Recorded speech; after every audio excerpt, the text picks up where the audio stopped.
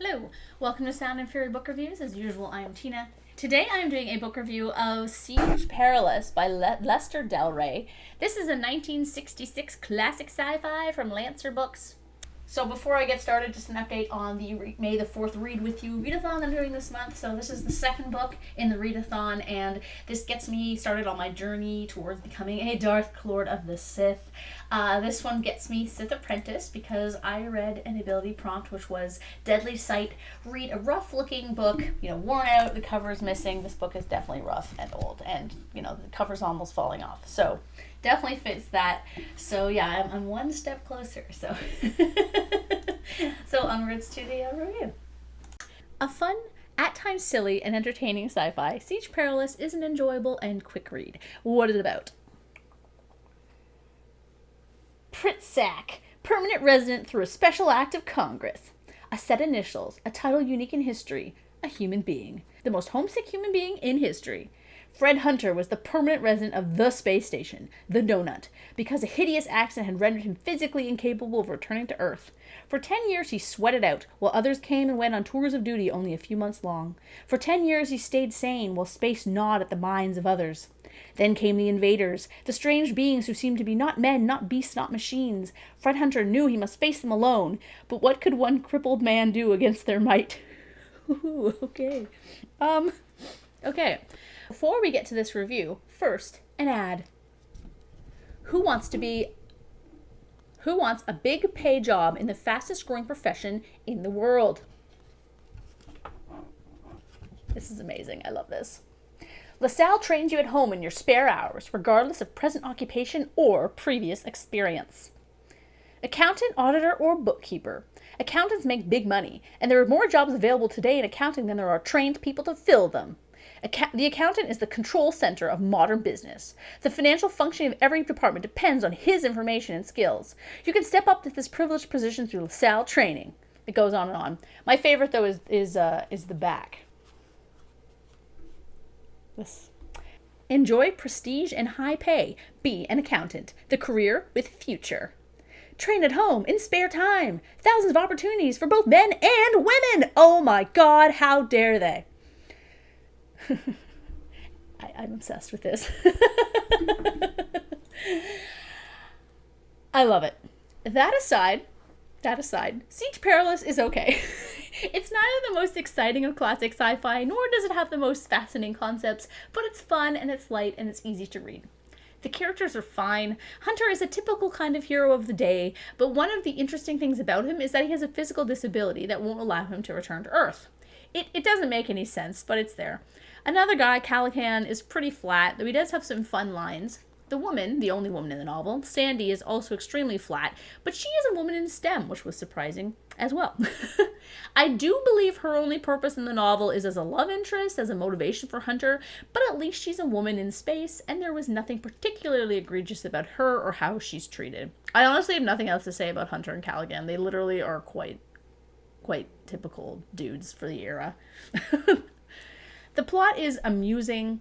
I won't spoil the twist, if that's really what it is, but it was fun. The story does involve a lot of Hunter and Callaghan sneaking around the ship and only a few action sequences, but it's such a short novel that it doesn't drag, and it kept me interested. I will say there are some wicked lines in this book I want to incorporate into my own speech, two being having guts by the yard, and also saying, now that we've fed the inner man, when you're full after eating. I'm definitely going to say that the next time I go out for all-you-can-eat sushi, and I'm not going to warn anyone, and I'm just going to say it, and I'm going to see what people say. To be honest, because it's me, they're probably just going to ignore the fact that I said that, but maybe I'll get some laughs. The book also unironically uses the line, "How do you like them apples?" which made me laugh quite a bit. Overall, this is a very short review. It's not the best classic sci-fi ever, but it's totally not the worst. So now I'm going to go into my classic sci-fi bingo. As usual, there are spoilers, and I'm going to use my bingo as a jumping off point to talk about things in the book. So if you want to learn what happened, who these mysterious, strange beings are, you can either read the book or you can listen to my bingo. So, outdated science. Is definitely outdated science in this book. How gravity works is not handled very well.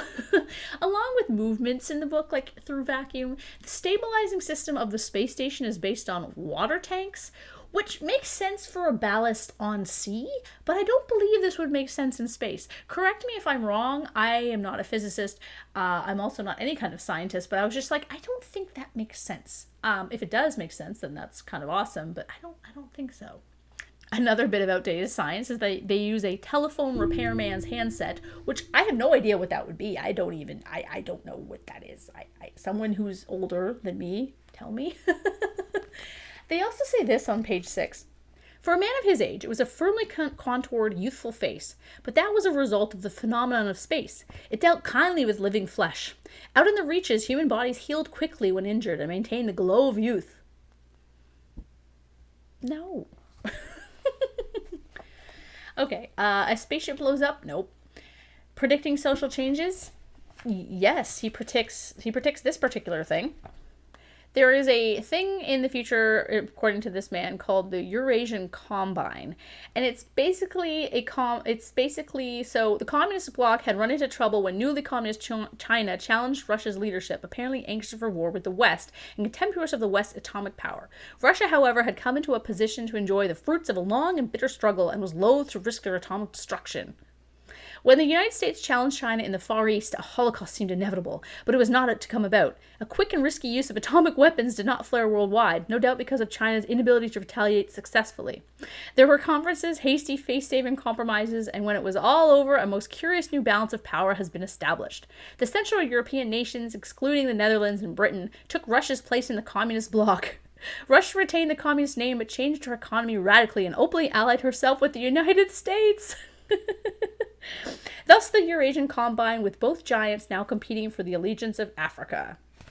Yeah, there was quite a bit on that, and I was just like, well, that's interesting. He also assumes that we're going to have, nuclear missiles on the International Space Station, which I was like, okay. Okay, the next one, sexy female scientist. I'm torn about this a bit. Okay, so here's the description of her. Because as I said, she's the only woman. Sandy was also a female, a redhead, and not bad-looking. Or perhaps she was merely not bad-looking from Hunter's carefully conditioned viewpoint. He'd thought the matter over carefully after she arrived on the donut and decided that classifying her as attractive would not be psychologically sound, all things considered. When you saw a girl as attractive, you were tempted into a progression of thinking that could ultimately threaten the emotions, and that, in his situation, could be bad. Yeah, I was just like, okay. So he's trying not to find her sexy, even though he finds her sexy. So I would say, actually, no, that she's not a sexy female scientist, because while he finds her attractive, she's not hypersexualized in the way that there's always focus on her, like, boobs and butt and stuff. And also, he's attracted to her in a reasonable way, that he's not reducing her to an object of desire. So I would say, no. She is a female scientist who happens to be sexy to Hunter. She's not an object for the reader in general to ogle. Okay, cool aliens. The aliens are not cool. They are aliens, by the way. The people that are attacking the space station, they are aliens. They are aliens from Mars, and here's what they look like. The alien was hideous by any standards Hunter could use. As he stared at the bare, pallid skull, at the head with pale skin stretched over it, at the sunken eyes now closed, and the bloodless lips, he saw the cruel environment from which the poor creature had come. Out of a cave, surely, the green cast of the skin indicating absence of sunlight. From a place where there was little moisture, because even though the alien had been overcome by unaccustomed heat, there was no perspiration on his face. So the basic idea is that the aliens live in caves under the surface of Mars, and they are attacking the space station because they want to live on Earth, because they don't like the fact that they have nothing, that their life sucks on Mars. They're pretty tame. They actually use plastic surgery to alter one of them to look like this man named Paulson so they can get on the space station without incident, though I don't understand why that is even a point. Like, why didn't they just take over the space station? I don't know. That part was kind of weird. Yeah, so, I mean, they're not very interesting. Let's see. Alien-human romance? No. Generation ship? No. Space soldiers? Not really. AI? Nope. New worlds? Nope. Cyberpunk? Nope. Sexism. This is another hard one. Sandy isn't objectified, as I said, but she also doesn't do anything in the story. She's a prize for Hunter 100%. This isn't exactly sexism, but it is reductive. Either way, and we'll get a check on the bingo chart. I'm going to talk about Sandy's research for a second. Hunter was well aware of Sandy's project, research into tensile strength potentials with the idea of coming up with something beneficial to mankind. Sandy had been working on the theory that under perfect vacuumatic conditions, the crystal formations of metal could be developed and made to behave so that their increased strength could be comparatively unlimited. So she's making very, very thin strands that are very, very strong. It is cool that she actually has a specific scientific purpose in the book. I mean, and it does help them barely at one point do something. But she also doesn't really do anything else in the story but hide in the storage room. She's also very over-apologetic and clingy to Hunter, which is very annoying. There's also lines like this. "I'm afraid I'm playing the nervous female, Fred." No woman would say that. Of course, there's also the man this and man that in terms of mankind and etc. But, you know, unlike modern sci-fi, this is just part of the verbiage of the time, so I don't really care about that. So yeah, I'm gonna say it's not a sexist book. It's just, you know, it's not the most interesting female character that you've ever had. Forerunner technology. Yes, we actually have that. So Hunter's like, how did you guys come to live on Mars? You live in the caves, right? And then the guy is like, we went underground over 10,000 years ago. He's like, how did you build your spaceships? And he says they date back further than that. They were used by the old civilization. That was the time of Martian glory. My ancestors traveled to Earth when yours hadn't crawled out of the sea yet. What happened to that civilization? We don't really know. Legends claim that it split into two parts, and the side in control went and found a better planet in a different system. We found their ships, though, buried in the sand, while we could still stay on top. Thus, we began to develop our own civilization for survival. So what's cool is that they used old technology to build their own society. So that's definitely forerunner technology. I thought that was really actually interesting. Let's see. Then the next things, everything from LGBTQ plus to assassins, there is none of that. So bunch of X's there, or a bunch of non-check marks, I guess.